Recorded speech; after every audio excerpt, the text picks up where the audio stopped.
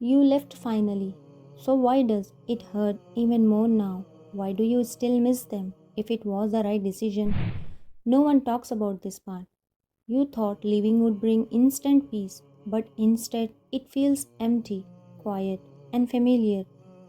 You check your phone, expecting something, but there's nothing, and your heart whispers, maybe I made a mistake.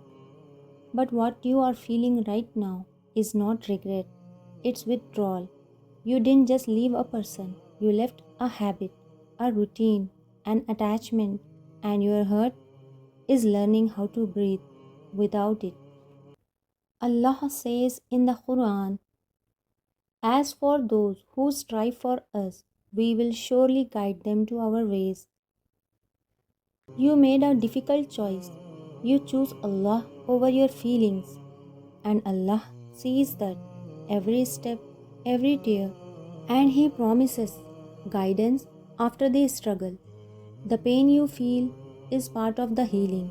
It's the space where something better will grow.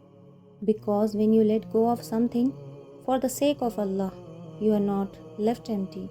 You are being prepared for a love that doesn't break you, for a peace that doesn't fade. But first, you have to go through this moment.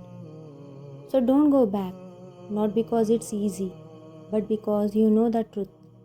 Every time you feel like returning, remember why you left and remind yourself you didn't lose them.